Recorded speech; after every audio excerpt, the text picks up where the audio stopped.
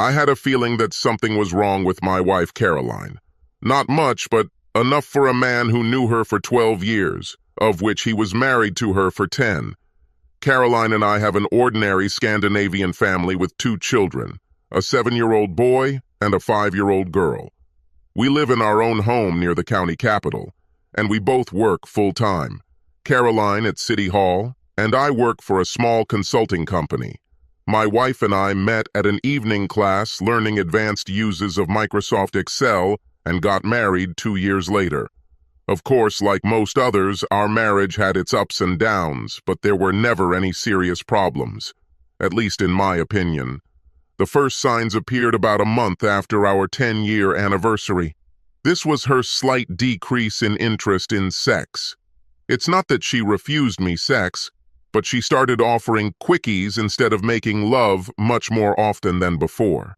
The next slight visible sign was an increase in her clothing expenses. Another sign was that she was increasingly nagging me for no real reason.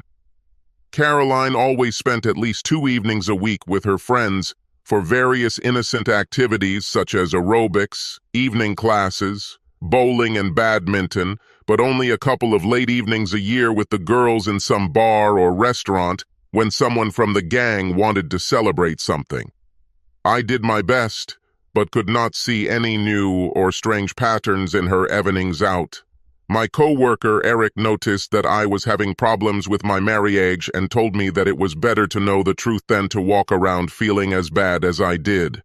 I told him that a private investigator could probably find out the truth, but I could not hire a private investigator for 2 very simple reasons.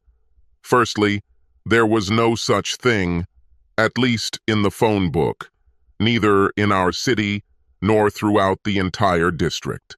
Secondly, even if there was one, I didn't have the money to follow Caroline for a long time, but I promised to do everything possible to end the problems between me and Caroline.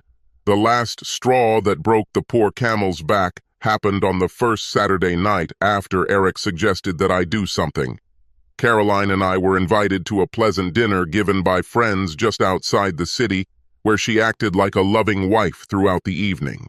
She even did this all the way home in the taxi we shared with another couple. Of course, I had hopes of continuing the pleasant evening by making love to her.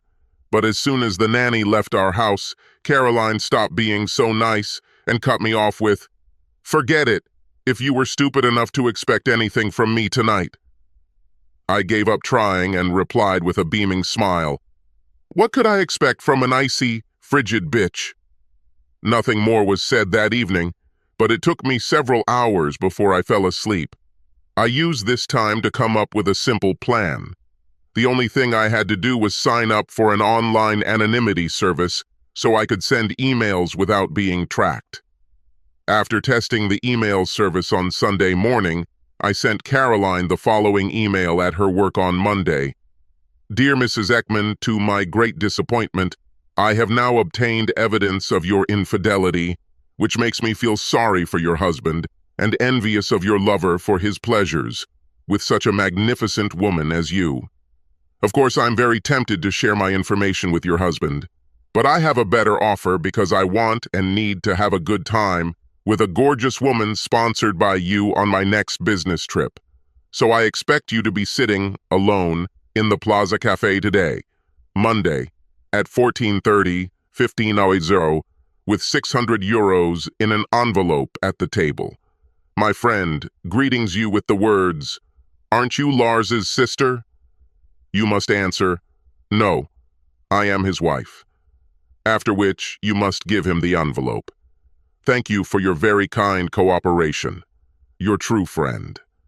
600 euros is a very insignificant amount that cannot be regarded as serious blackmail if she goes to the police, and they are unlikely to consider this as some kind of priority case to save the reputation of the cheating slut wife. On the other hand, it was small enough that Caroline could easily get it from an ATM. Both euros and our own korunas are available at ATMs outside our bank's main office. That Monday, I suggested that Eric take a 3-hour coffee break at the Plaza Cafe. We walked in a few minutes before 3, and to my fake surprise, I saw Caroline sitting alone at a table, and then to my real surprise, I saw Martin Jensen sitting alone a few tables away. That bastard Martin also works at City Hall, and he's married to one of Caroline's best friends. We met him and his wife for dinner last Saturday, but I didn't notice anything special between him and Caroline. Staring at Caroline and Martin, I shouted loudly, "What the hell is going on here? Why are you two here instead of working? Why don't you sit at the same table?" Martin ran away without saying a word to me, and after him, Caroline silently left the cafe. Eric was even more confused than I was when I told him that we had probably caught Caroline with her lover. After this, I called Martin's wife, Cecilia, and asked her if she had any idea why my wife and her husband took the afternoon off and sat at separate tables in the cafe. I then told her that I suspected Caroline was having an affair, and now Martin would have to be the prime suspect unless I got a very good explanation about what they were involved in. She promised to have a serious talk with Martin and to call me when she found out anything. This Martin was a very handsome man, usually expensively dressed, polite, well-mannered, and a real party animal. Of course, those of us who knew him from childhood had a very different opinion of him. At home, I logged into our bank account, where it was clear that 600 euros had been withdrawn and put back during the day. This information was enough for me for now, so I filled out the divorce forms I picked up at the courthouse during my lunch break. When Caroline returned home, she was as angry as a bee and attacked me. "You acted like an idiot in the cafe. I can explain everything if you bother to listen to me." I answered, "No, I don't want to listen because I don't care about your explanations. Just read these divorce papers and sign them. Everything is split 50-50, and you can't get a better deal, even with a lawyer who will cost you a fortune." It was clear that she was really very angry and shouted at me, "These divorce papers are the only sensible thing you've been able to do in a long time." Seething with anger, she signed the divorce papers without reading them and shouted, "It will be a great relief for me to get a real man instead of such a non-entity like you." This is how my marriage ended.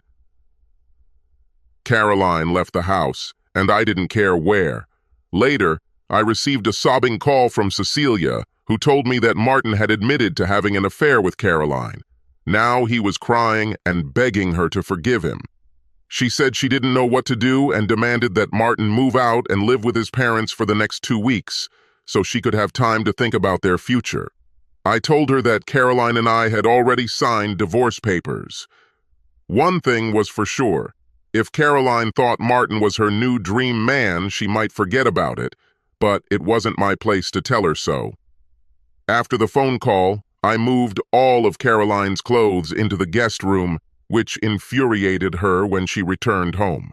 I couldn't resist the temptation to tell her that I told Cecilia about what I saw at the Plaza Cafe. This information did not make her any happier. The next day, strange events happened. Returning home after work, Caroline surprised me by saying, "Dear Lars, I am sorry and sorry for everything I said yesterday in my angry mood. I was stressed and said stupid things I didn't mean. Can you forgive me for this? You are and will always be my true love. No more grudges. We are adults, and we are expected to do our best to solve our problems. Please tear up those stupid divorce papers we signed yesterday in an angry mood, and I promise to be a much better loving wife, and I will explain everything about yesterday." I looked her straight in the eye as I said, "The divorce papers are in court, and I already know everything about Martin and your affair. Last night, after you left, Martin confessed to cheating on Cecilia, who called and told me that your real man was a crying weakling, begging for mercy, and claiming that you were a cheating whore who seduced him. He's not very suitable for a real man instead of me, is he?" Caroline sobbed and asked breathlessly, "Did Cecilia tell you about Martin and me?" "Yes, and that explains why our marriage has been a loveless marriage for the last time. I suspected your deception, but found no real evidence until Martin confessed to Cecilia. Caroline had a strange look on her face as she said, "But how come you made me sign divorce papers hours before Cecilia told you about Martin's confession?" "I had enough last Saturday night, and during a few sleepless hours, I decided that divorce was my only possible solution. The decision to divorce was made many hours before that crying freak, Martin, admitted to cheating on you. I'm sorry, and I wish I could undo everything I did to Martin. Can you give me a second chance and forgive me?" "No, because I will never understand how you can prefer this bastard Martin to me and dream of him as a real man. I will never forget how you humiliated me ever since I fell in love with him. But this pile of crap will be yours when Cecilia is done with him. You probably didn't know that all their inherited shares, savings, expensive house, and cars are Cecilia's private property. The only thing Martin owns is a shit ton of debt from when he went bankrupt. Now Martin will lose his expensive Rolex and BMW if those toys impressed you. If you really love this whiny bastard, you will have to support him and his expensive habits." She answered, "I made a terrible mistake, and I will never understand how I could have been so stupid as to be seduced and deceived by that slimy worm. I'd rather be alone for the rest of my life than have anything to do with him." City Hall gossip said Martin told Caroline to go to hell when she told him about the divorce papers she had signed and suggested they could be an official couple. This explains why she begged me to forgive her and call off the divorce the day after signing the divorce papers. Martin has been successfully avoiding me since he saw me in the cafe. Already on the second day after his confession, the doctor sent him to sick leave due to stress and physical problems. As I expected, Cecilia filed for divorce after a 2-week break, and Martin never returned to his job at City Hall. After being on sick leave for several months, he left the city for a new job. She and Caroline never met or even spoke again. Caroline rented an apartment in a good area, but had to wait 3 months before she could move. We agreed that she would stay in our spare room until then, and that neither of us would start dating until our divorce was final. Even though there was a cold atmosphere in the house, the agreement worked better than expected. Then, about 2 months after we filed for divorce, something very unexpected happened to Caroline. On Saturday evening, she asked me if I could promise to keep an important secret about her economic affairs. I promised, and she said, "You probably heard that someone in our city won the lottery jackpot. I'm a winner. The jackpot is equal to $3 million US. This is enough to solve all my problems. We're still married. That's why I have to ask you, do you want half of it?" "Congratulations. No, I don't demand or expect anything from you. My only suggestion is that you create funds for the children so they can study, buy cars and apartments when they grow up, and then support them when they get married." She looked at me and said, "Are you sure you don't? You will require anything from me?" "Yes. When we lived together, only your love was enough for me. But I am sure that when Martin receives this information, he will be with you instantly, begging you to forgive him and be with you. He will never know because you are the only one who received this information from me, and you promised to remain silent. Although I have not kept my own promises to you, I am convinced that you are better than me and keep what you promise." Nothing more was said on the matter, and everything went on as usual, except that Caroline was out of town the following Thursday and Friday. On Saturday, she asked me if we could have dinner together because she had something to tell me. I agreed. Our children stayed overnight with one of their friends. The dinner was great, with my favorite food and excellent wine, so I began to expect some attempts to buy my love, and I was curious what the value of my love was in her opinion and how much she was willing to pay for it. During a delicious dessert, she said, "I did exactly as you suggested and created funds for our children." I answered, "You are a good mother, and these funds will be of great benefit to them when they grow up." Nothing more was said on the matter, and we continued our pleasant small talk about other daily matters. During coffee and cognac after the meal, When we were comfortably seated on the sofa in the living room, she said, "I'm sorry that I was a stupid, cheap slut who ruined our happy family by deceiving and humiliating the best man I ever knew. Today I cannot understand how and why I could have succumbed to Martin's advances and seduction. I fucking regret it, and have spent many sleepless nights crying about how fucking stupid I was. Of course, I know for sure that money can't buy you love and forgiveness. However, we know that courts usually order the offender to pay money to his victim as compensation for the pain and humiliation caused. But since no court in this country cared about what I did to you, I dealt with the matter myself. I acted both as a prosecutor and as a judge, who ruled that all lottery money remaining, after collecting funds for our children, would be transferred to your personal account. What I have done cannot be undone." She gave me the bank receipts, and I was silent for a long time before I said, "Dear God, what have you done? I can't take your money. I'll give it back to you." She answered, "You don't have to give me anything back. The lawyers who organized this said that it was impossible because there were no conditions. The money is yours and only yours, and I cannot and do not want to regret what I did with it. I don't demand or expect anything in return. I did what I would have done before I got caught in this stupid scam. What the hell could I do? My love was not for sale, but Caroline did not try to buy it. There are no conditions at all. There were no requests for forgiveness. She only talked about compensation. She didn't even try to kiss me. Although I was in some shock, I began to realize that her love for me was real. Caroline was a smart, beautiful woman and the mother of my children. I suspected beyond any doubt that she was still in love with me. Will I ever find a better woman than her? Most likely not. Find at least one woman equal to her? Not even that. Will I be able to forgive her? I didn't know, but why not give it a serious try? I decided to do it. I said, "Dear Caroline, we are still married, and we must talk to each other, talk about the past, and talk about the future.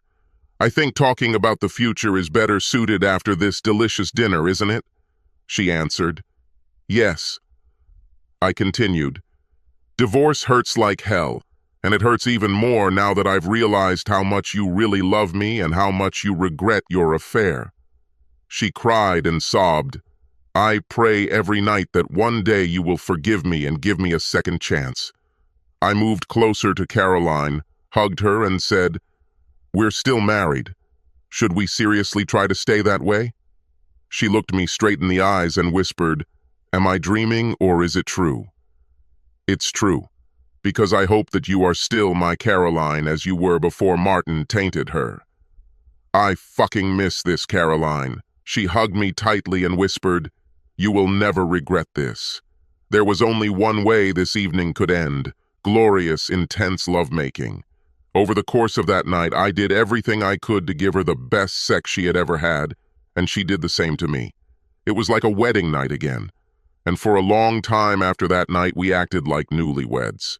We skipped the divorce. Everything was fine in our relationship, and now we are a happy family again. Our children demanded that Caroline and I promise that we would never try to get a divorce again. We didn't talk much about Caroline's affair with Martin. For some reason, I don't really care about any of the details.